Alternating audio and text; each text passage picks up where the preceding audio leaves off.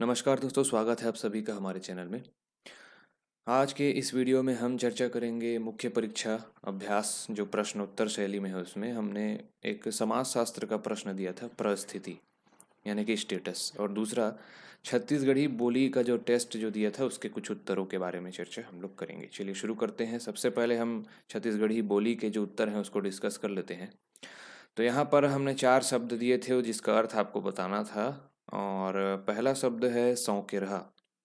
सौंकेरहा का मतलब होता है जो शाम या दिन ढलने से पूर्व का जो समय होता है, जब हल्का हल्का रोशनी होता है, ठीक है, तो वो समय जो है सौंकेरहा कहलाता है। दूसरा है सीथा। पके हुए चावल का जो दाना जैसे होता है उसको, इंडिविजुअल जो दाना है उसको सीथा कहते हैं। तो ये सीथा हो गया, ठीक है। तीसरा है सलटहा। सलटहा मतलब होता है चुपके से वस्तुओं को खिसका ले जाने वाला, या फिर स्वयं जो है चुपके से खिसक जाने वाला व्यक्ति, तो उसको सलटहा कहते हैं।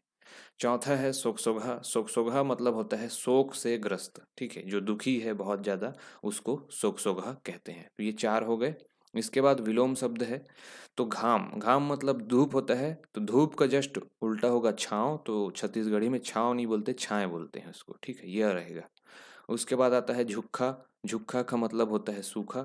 सूखा का विपरीत होता है गीला, तो गिल्ला बोलते हैं छत्तीसगढ़ी में उसको, ठीक है। तो बेरा। बेरा मतलब होता है समय, और अगर समय का विपरीत देखें तो असमय होगा, जिसको कुबेरा बोलते हैं। बेरा का विपरीत हो गया कुबेरा। कमी मतलब कम, तो बेसी मतलब अधिक। कुलवंता का विपरीत होगा कुलकलंक, और कुल तारक का होगा कुलबोड़ू। तो ये हो गया विलोम शब्द। और जो पत्र पत्रिकाओं में हमने देखा था, काहेरी नलिनी तू कुंभलानी, इसके लेखक कौन है करके पूछा था, पत्र मतलब संपादक, तो इसके संपादक हैं परदेसी राम वर्मा।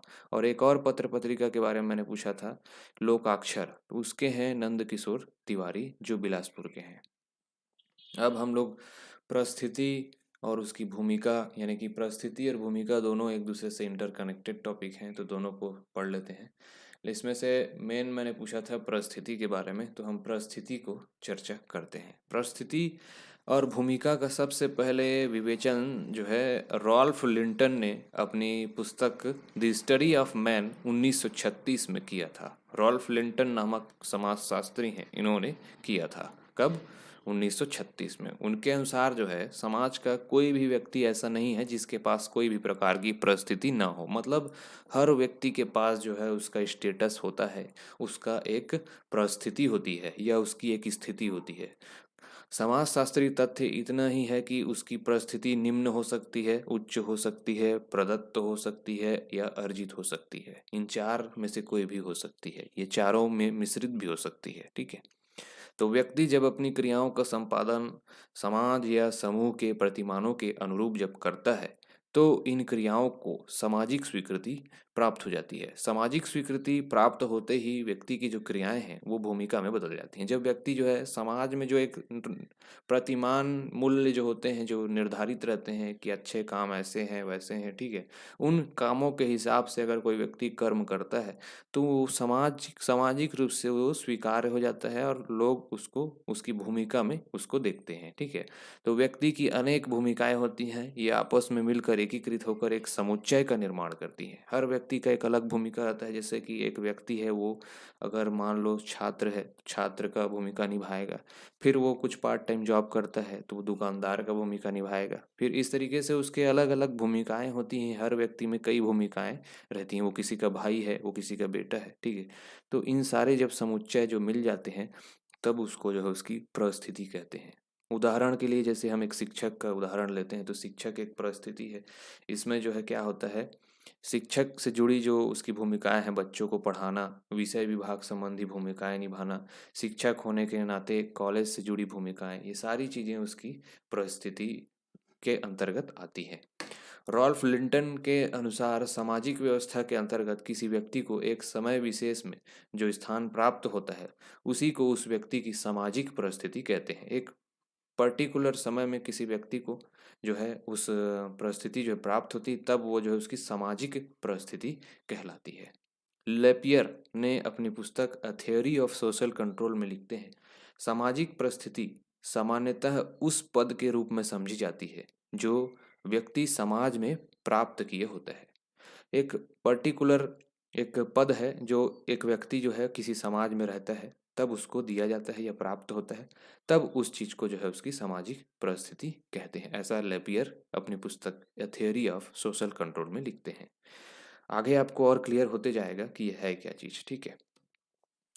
अब हम देखेंगे प्रदत्त परिस्थिति क्या होता है, अस्क्राइब्ड स्टेटस। यह परिस्थिति जो है व्यक्ति को जन्म लेते ही प्राप्त हो जाती है। इस परिस्थिति के लिए कर्ता को कोई भी मतलब एफर्ट नहीं लगाना पड़ता, व्यक्तिगत प्रयास नहीं करना पड़ता। लेकिन इसका मतलब ये नहीं है कि अतीत में जो है इसका प्रयास किया नहीं गया है। जैसे राजा का बेटा राजा बनेगा ऐसा पहले रहता था, राज वंशानुगत जो है राजा होता था। परंतु कभी कभी ऐसा होता था कि उसको अपने उत्तराधिकार के लिए अपने ही भाइयों से या सौतेले भाइयों से जो है युद्ध करना पड़ता था। तो ऐसा होता है। तो किसी भी समाज में प्रदत्त परिस्थिति के निर्धारण के लिए जो है कुछ आधार होते हैं जो निम्न हो सकते हैं। अलग अलग समाज पे अलग अलग डिपेंड करता है। जैसे पहला है लिंग भेद। तो अगर किसी राजा को अपना उत्तराधिकारी चुनना होता था पहले, तो पहले तो वो यही देखता था कि उसका पुत्र हो, पुत्री जो है शायद ही कभी ऐसा होता था, ठीक है। तो लिंग भेद इसमें मेन है। दूसरा आयु भेद। किसी व्यक्ति को यदि वो उम्र से अधिक है तो उसको उस चीज़ के लिए डिस्क्वालीफाई कर, या उम्र से कम है तो भी किसी चीज़ का उम्र डिसाइड किया जाता है। जैसे राष्ट्रपति के लिए भी एक निश्चित उम्र है, ठीक है। तो ये परिस्थिति प्रदान करने के लिए आयु भेद भी एक मेजर पॉइंट है। नातेदारी, अपने ही आसपास के लोगों को कुछ लोग जो है फ़ायदा पहुंचाते हैं तो ये भी एक नातेदारी आ जाएगा। जन्म, कहाँ से जन्म लिया है, वो इस लोकल एरिया का है कि नहीं है, बाहरी विदेशी तो नहीं है, ठीक है। तो ये चीज़ें जो है परिस्थिति पर डिपेंड करती हैं कि उसको कौन सा पद मिलेगा। शारीरिक विशेषताएं और योग्यताएं, वो फिजिकली किस प्रकार से एबल है या डिसेबल्ड है, ठीक है। जाति और प्रजाति भी डिपेंड किया जाता है, ठीक है। तो ये जो 6 चीज़ें हैं ये जो है व्यक्ति को परिस्थिति प्रदान करने के लिए डिपेंड करते हैं। वो भी कौन सी परिस्थिति, प्रदत्त परिस्थिति, ठीक है। अब अर्जित परिस्थिति में ये सब मैटर नहीं करता है, क्योंकि अर्जित परिस्थिति में उसकी क्वालिटी ये सब चीज़ें आ जाती हैं। अचीव्ड स्टेटस क्या होता है, तो अर्जित परिस्थिति के लिए व्यक्ति को अनिवार्यतः परिस्थिति के अनुरूप काम कम या अधिक भूमिका का निष्पादन करना पड़ता है। यदि वो शिक्षक है तो उसके लिए उसको क्वालिटी होना चाहिए कि उसको हर चीज़ पढ़ाना आए सही तरीके से, हर चीज़ को एक्सप्लेन करे, तो वो शिक्षक के रूप में ही गेन कर पाएगा उस चीज़ को, ठीक है, अचीव कर पाएगा। समाज में अर्जित परिस्थिति के निर्धारण के लिए क्या क्या पॉइंट है वो निम्नलिखित है। जैसे कि पहला है संपत्ति, दूसरा है व्यवसाय, तीसरा है शिक्षा, चौथा है राजनीतिक सत्ता, विवाह, उपलब्धियां। ये 6 चीजें हैं जिसके जरिए अर्जित परिस्थिति निर्धारित होती हैं। अब परिस्थिति का कैरेक्टरिस्टिक्स या विशेषताएं देखते हैं। परिस्थिति यानी स्टेटस, परिस्थिति के उद्भव का मुख्य स्रोत जो है भूमिका होती है। कौन सा व्यक्ति किस प्रकार की भूमिका निभा रहा है। जैसे एक लोहार है, वो लोहार का काम कर रहा है, मतलब वो लोहार की भूमिका निभा रहा है, तो उसको लोहार की परिस्थिति मिली है। दूसरा, परिस्थिति से अधिकार एवं कर्तव्य का बोध होता है। जैसे कि पिता पुत्र की परिस्थिति होती है, पिता एवं पुत्र के प्रति क्या अधिकार है, एक दूसरे के प्रति क्या कर्तव्य है, वो चीज़ उसके डिपेंड होता है उनके ऊपर। प्रत्येक व्यक्ति समाज में कोई ना कोई परिस्थिति अवश्य धारण करता है। हर व्यक्ति का अलग अलग परिस्थिति मिलती है। परिस्थिति के अनुरूप व्यक्ति को भूमिका का निर्वहन करना पड़ता है, ठीक है। पांचवा है परिस्थिति प्रदत्त या अर्जित दोनों में से कोई एक या दोनों भी हो सकता है। परिस्थिति के आधार पर ही समाज कई समूहों में बढ़ जाता है और एक व्यक्ति एक समय में कई सारे या एक से अधिक परिस्थिति भी धारण कर सकता है। परिस्थिति समाज की आवश्यकता का परिणाम होती है। समाज में कई प्रकार के लोगों की आवश्यकता होती है। एक ही प्रकार के व्यक्ति के से समाज नहीं बनता, उसमें विभिन्न प्रकार के लोग होते हैं। तो जितने प्रकार के लोग होंगे उतने प्रकार की उनकी भूमिकाएं होंगी। जैसे एक नाई है तो वो बाल काटेगा, एक ट्रेलर है तो उसकी अलग, सबकी अलग अलग परिस्थिति है।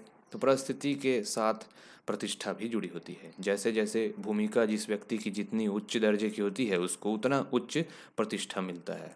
अब सम्मान और प्रतिष्ठा में अंतर देखते हैं। प्रतिष्ठा यानी मतलब difference difference between steam and Prestige, ठीक है। डेविस जो है सम्मान एवं प्रतिष्ठा में अंतर बताते हैं। उनके अनुसार प्रतिष्ठा का संबंध औपचारिक परिस्थिति अर्थात ऑफिस से होता है, जबकि सम्मान का संबंध ऑफिस को धारण करने वाले व्यक्ति के कर्तव्य पालन से होता है, ठीक है। फॉर्मेलिटी के रूप में किसी को सम्मान देना वो अलग हो गया, ये बता रहे हैं। लेकिन जो मतलब जो प्रतिष्ठा है वो एक औपचारिक रूप से दिया जाता है, लेकिन जो सम्मान है वो कर्तव्य जो धारण करता है, जो उसको मिलता है, जो कर्तव्य का पालन करता है। जैसे कि उदाहरण से आप समझेंगे, एक बेईमान जो अधिकारी है, एक बेईमान अधिकारी है, उसकी प्रतिष्ठा ईमानदार व्यक्ति से या क्लर्क से भले ही अधिक हो सकता है, लेकिन जो सम्मान होगा वो क्लर्क का अधिकारी से अधिक होगा, क्योंकि वो ईमानदार है। तो ये मेजर डिफरेंस है सम्मान और प्रतिष्ठा में। अब एक जो मेन टॉपिक इससे कनेक्टेड है वो है भूमिका।